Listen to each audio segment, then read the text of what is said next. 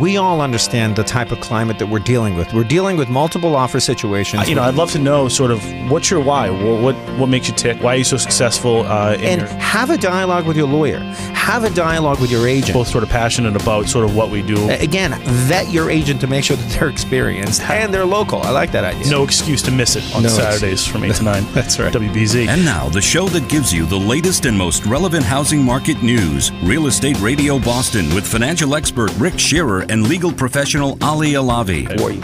So definitely use us as your real estate concierge and go to realestateradioboston.com. All the professionals are there, including Gabe Tavarez of Loss Mitigation Services. How are you, Gabe? Hey, buddy. Good. Thanks for coming in. And first of all, thank you very much for being an extra contributor. You've helped many of our listeners sort of navigate through these waters of short sales. What I want to do is just give people just a quick, brief introduction to you again and sort of what your company does.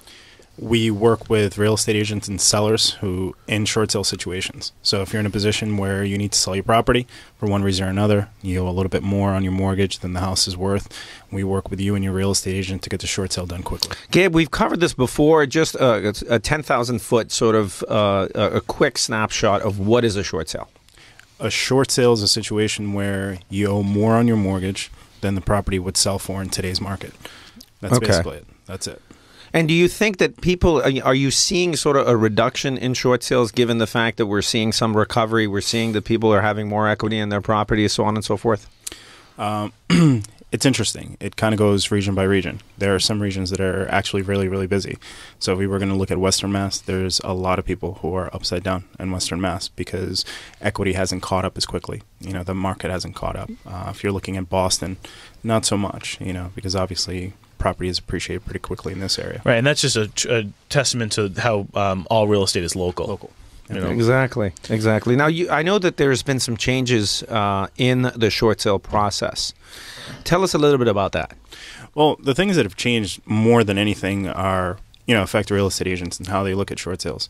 What's really important about a real estate agent who's listing a short sale is make sure you list that property at what you think it will sell at. So make sure you price in those things that are wrong with the roof. If it has septic issues, make sure you price those things in. So don't just list it at what it would normally list for. Right. If it were a normal condition, you have to factor in those repairs.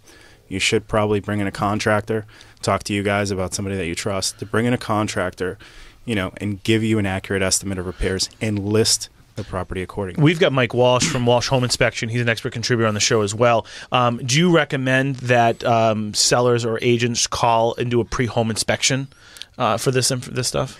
Absolutely. It helps. All of those things help because as the listing agent, you want to make sure you have your ducks in a row. Right. The last thing that you want to run into is a situation where you have the bank come in after you've started the short sale. They do a value. And you say, well, listen, there's all this stuff wrong with the property.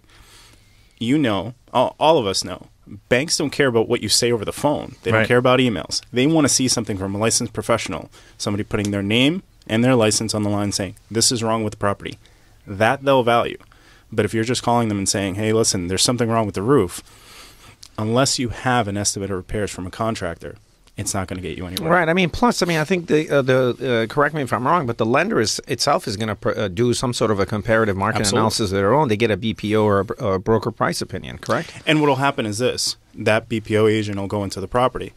And unless they have some sort of appraisal background, if they're just a standard agent, they're not going to recognize those things that are really going to drag the value down. Mm-hmm. They're just going to look at comparable properties and they're going to say, well, 1,500 square feet, it should sell for X dollars square foot. This property should sell for $300,000. They're not looking at the roof damage. They may not look at a septic issue because they're not aware of it.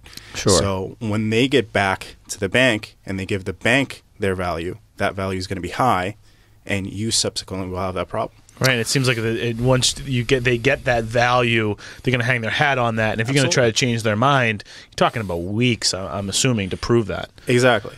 Remember, we've talked about this before in previous programs. All we're looking at when we're looking at a short sale is reverse underwriting. So whereas in a normal situation where you're going to finance that property, they're looking to value the collateral. In this situation, they're looking to value the collateral again. So they want to know that they're getting accurate pricing because there are defects. So you have to prove those things out. Now, Gabe, have you seen scenarios where the seller ends up with some sort of a deficiency? No, Okay. we haven't. Deficiencies can be worked out through what's called HAFA. So any one of our sellers, we always process them as HAFA short sales, which nicks out the deficiency. Can you just talk about a deficiency? Just really break it down. What is a deficiency? Where they would have a balance left over. So in other words, let's say you have a $300,000 mortgage. The property actually sells for $240,000. So the deficiency would be the $60,000 amount, Sure. the gap between the two. Now, typically, I guess in the olden days, when we first started doing short sales, you would run into situations where people would have that deficiency. Over time, lenders and the government have stepped in and said, listen, people are selling in this situation. They're distressed. They shouldn't walk out with a $60,000 bill.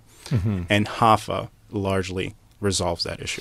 All right, but so it resolves the deficiency issue, but isn't that construed as income to the seller, and are there tax consequences for the seller? That's an excellent question. Thanks. So one interesting thing that's gone on over the last few years is the government again has stepped in. In 2007, they said, hey, listen, we're going to give tax relief to anybody that's faced a foreclosure, a modification, or a short sale. They're not going to have to pay on that 1099. So we're going to give them blanket coverage.